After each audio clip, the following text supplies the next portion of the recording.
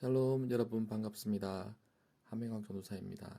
12월 1일 아침 묵상 시작하겠습니다. 먼저 기도하시겠습니다. 사랑하는 하나님 감사합니다. 부족한 저희들 하루를 시작하기 전에 겸손히 주님 말씀 앞에 나오게 하시니 감사합니다. 말씀을 통해 우리를 향한 주님의 뜻 알게 하시고 그 말씀 붙들고 행함으로 살아내는 저희들 되게 하여 주시옵소서. 감사드렸고 예수님의 이름으로 기도드립니다. 아멘.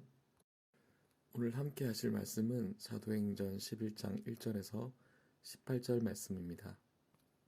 유대에 있는 사도들과 형제들이 이방인들도 하나님의 말씀을 받았다 함을 들었더니 베드로가 예루살렘에 올라갔을 때에 할례자들이 비난하여 이르되 네가 무할례자의 집에 들어가 함께 먹었다 하니 베드로가 그들에게 이 일을 차례로 설명하여 이르되 내가 욥바시에서 기도할 때에 황홀한 중에 환상을 보니 큰 보자기 같은 그릇이 내 귀에 매어 하늘로부터 내려 내 앞에까지 드리워지거늘 이것을 주목하여 보니 땅에 네 발 가진 것과 들짐승과 기는 것과 공중에 나는 것들이 보이더라.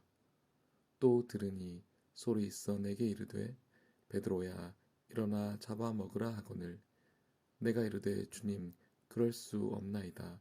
속되거나 깨끗하지 아니한 것은 결코 내 입에 들어간 일이 없나이다 하니 또 하늘로부터 두 번째 소리 있어 내게 이르되 하나님이 깨끗하게 하신 것을 내가 속되다고 하지 말라 하더라. 이런 일이 3번 있은 후에 모든 것이 다시 하늘로 끌려 올라가더라. 마침 3사람이 내가 유숙한 집 앞에 서 있으니 가이사랴에서 내게로 보낸 사람이라. 성령이 내게 명하사 아무 의심 말고 함께 가라 하시매 이 6 형제도 나와 함께 가서 그 사람의 집에 들어가니 그가 우리에게 말하기를 천사가 내 집에 서서 말하되 내가 사람을 요바에 보내어 베드로라 하는 시몬을 청하라. 그가 너와 내 온 집이 구원받을 말씀을 내게 이르리라 함을 보았다 하거늘 내가 말을 시작할 때에 성령이 그들에게 임하시기를 처음 우리에게 하신 것과 같이 하는지라. 내가 주의 말씀에 요한은 물로 침례를 베풀었으나 너희는 성령으로 침례를 받으리라 하신 것이 생각나노라. 그런즉 하나님이 우리가 주 예수 그리스도를 믿을 때에 주신 것과 같은 선물을 그들에게도 주셨으니 내가 누구이기에 하나님을 능히 막겠느냐 하더라. 그들이 이 말을 듣고 잠잠하여 하나님께 영광을 돌려 이르되 그러면 하나님께서 이방인에게도 생명 얻는 회개를 주셨도다 하니라. 아멘. 오늘은 복음의 빚진 자로 살아갑시다 라는 제목. 지난 2023년 2월 23일 국민일보 더 미션에는 다음과 같은 기사가 실렸습니다. 아프리카 나이지리아와 남미 브라질에서 영적 대반전의 역사가 불길처럼 일어나고 있다. 현재 전 세계에서 가장 복음의 열기가 뜨겁고 선교에 열정적인 나라는 단연코 나이지리아와 브라질이다. 두 나라는 모두 정치적으로나 경제적으로 매우 어렵고 곤란한 상황이지만 70년대 한국처럼 상황을 초월한 성령의 경이로운 역사로 영적 대반전이 전개되고 있다. 라고 기사는 전하고 있습니다. 이러한 이야기를 듣고 있자면 70년대에서 90년대 초까지 폭발적 부흥을 경험했던 한국 개신교이기에 성장의 정체기에 직면해 있는 현재 상황을 생각하면 씁쓸한 마음을 지울 수가 없습니다. 이러한 한국교회의 상황을 우리는 어떻게 인식해야 할까요? 복음이 전해지는 과정에서 서구의 교회처럼 어쩔 수 없는 과정이라고 치부해야 할까요? 아니면 더 이상 성장하지 않는 현재 한국교회의 상황을 바라보며 우리들의 모습을 돌아봐야 할까요? 사도행전 1장 8절에서 땅끝까지 이르러 내 증이 되라고 말씀하신 주님의 말씀을 기억한다면 어떤 이유에서든 복음 전파의 수혜를 입은 우리는 받은 복음을 또 다른 사람에게 온전히 전하지 못하고 있는 우리들의 모습을 돌아볼 수 있어야 할 것입니다. 그래서 이 시간에는 오늘 본문 말씀을 통해서 복음의 증인으로서의 사명을 온전히 감당하지 못하고 있는 우리들의 모습을 돌아보고 우리에게 명령하신 복음 전파의 숭고한 사명을 다시 한번 되새기는 시간이 되시길 바랍니다. 먼저 복음 전파는 하나님의 계획이며 동시에 복음을 받은 성도의 책무임을 인식해야 합니다. 오늘 본문 17절, 18절에서는 그런즉 하나님이 우리가 주 예수 그리스도를 믿을 때에 주신 것과 같은 선물을 그들에게도 주셨으니 내가 누구이기에 하나님을 능히 맡겠느냐 하더라.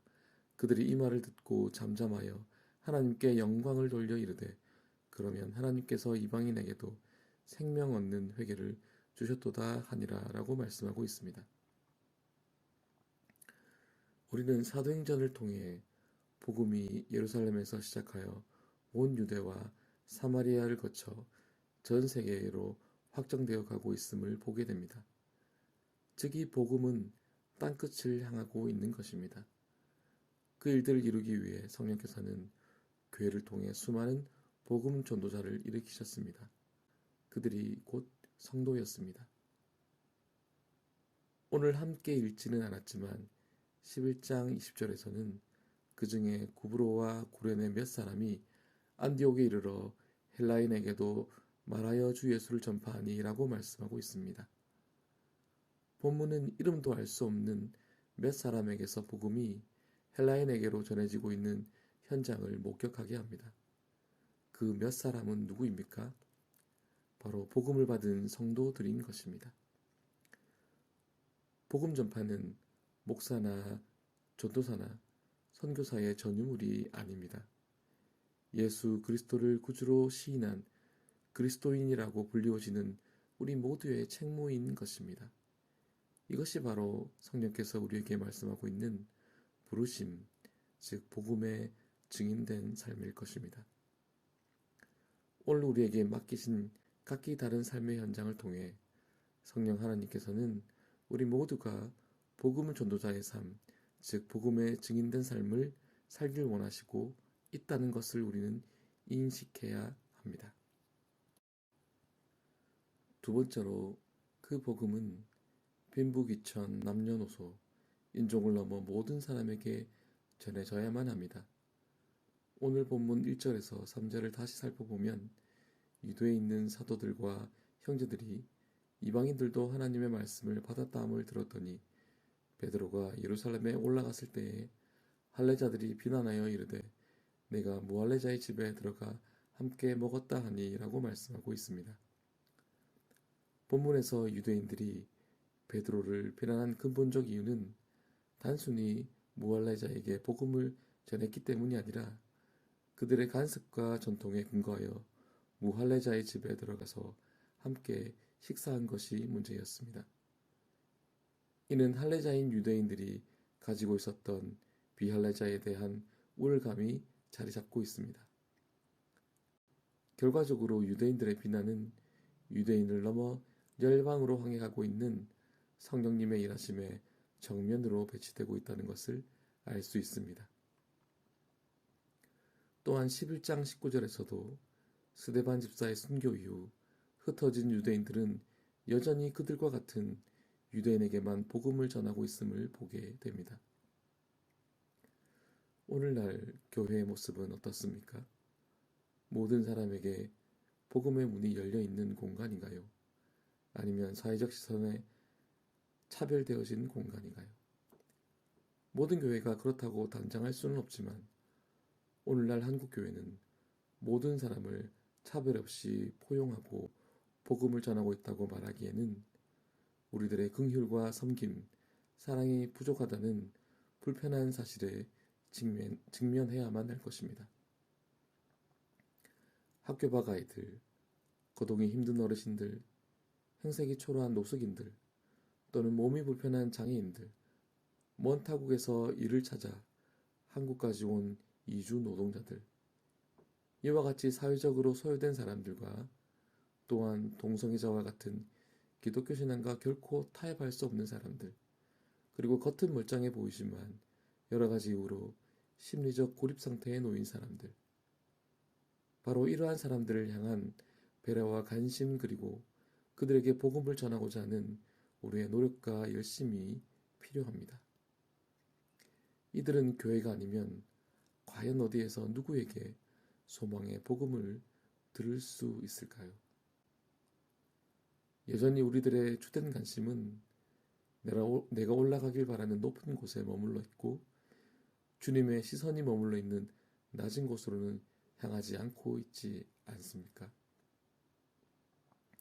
또는 종교적 우월감에 도취되어 세상을 판단하고 편가르는 일에 함몰되어져 있지는 않습니까? 이러한 현실 앞에서 만민에게 복음을 증거하라는 예수님의 말씀은 너무나 공허한 메아리로 들려오는 것 같습니다. 교회에 대한 우리 주님의 평가는 외형의 화려함이 아니라 신명기 14장 29절의 말씀처럼 고아와 과부 나그네를 돌아보는 긍휼과 더 나아가 그들에게 예수 그리스도의 생명의 복음을 전하는 교회의 행함에 있을 것입니다. 한 가지 이야기로 설교를 마무리하려고 합니다. 명문 휘튼 대학을 졸업한 짐 엘리엇과 전도 유명한 5청년은 오랜 준비 끝에 1956년 1월 2일 복음을 전하기 위해 에콰도르의 아우카 부족으로 향했습니다. 그 청년들은 도착 후 며칠 뒤 그간의 노력이 무색하게도 1956년 1월 8일 아우카족의 창끝에 허무하게 살해되고 말았습니다. 한 기자가 짐 엘리엇의 아내인 엘리자베스를 찾아가 인터뷰를 하면서 이렇게 말했습니다. 이 얼마나 낭비입니까? 그러자 20대 초반의 그의 아내는 그 기자에게 이렇게 항의했습니다. 낭비라니요? 나의 남편은 어렸을 때부터 이 순간을 위해 준비했던 사람입니다. 내 남편은 이제야 그 꿈을 이룬 것뿐입니다. 다시는 내 남편의 죽음을 낭비라고 말하지 마십시오 라고 말했다고 합니다. 그리고 죽임을 당한 그 젊은이들의 아내들은 남편이 못다한 일들을 감당하기 위해 한두 살밖에 되지 않은 어린아이를 안고 남편을 죽인 아우카 부족에게로 복음을 들고 찾아갔습니다. 5명의 선교사가 피살된 지 36년 후 1992년 6월 11일 아오라니 지역의 티네노에서는 감격적인 신학성경 봉헌 예배가 드려졌습니다. 그때 예배에 참석한 70명의 아오라니 부족 기독교인들 가운데 3명은 5명의 선교사 사례에 가담한 사람들이었습니다. 이들은 현재 아오라니 교회의 담임 목사와 지도자로 활동하고 있습니다. 짐 엘리엇과 동료들이 살해당한 그 마을에는 수백 개의 교회가 생겨났으며 엘리엇이 죽고 나서 태어난 아들이 그 교회 중 마을교회의 목사가 되었습니다. 그리고 그가 남미의 열대우림 속에 죽은 지 40년 후인 1995년 엘리엇이 졸업한 휘튼 대학에서는 강력한 부흥이 일어났으며 지금도 엘리엇으로 인한 부흥과 선교의 역사는 계속 이어지고 있습니다. 이 이야기는 우리가 잘 알고 있는 짐 엘리엇과 5 청년들의 실화를 영화로 만든 영화 창끝의 이야기입니다. 교회는 복음을 전하는 곳이어야 합니다. 그리고 성도는 예수 그리스도의 복음을 전해야 하는 책임이 있는 사람들입니다. 예수 그리스도의 복음이야말로 우리가 세상에 전해줄 수 있는 최고의 사랑입니다. 우리 모두는 누군가의 생명과 바꾼 복음의 빚진 자임을 잊지 않아야 합니다. 그러므로 성도로 부름받은 우리 모두는 보내신 삶의 현장 가운데 예수 그리스도의 복음을 전하는 복음의 전달자로 살아가야 할 것입니다. 기도드리겠습니다.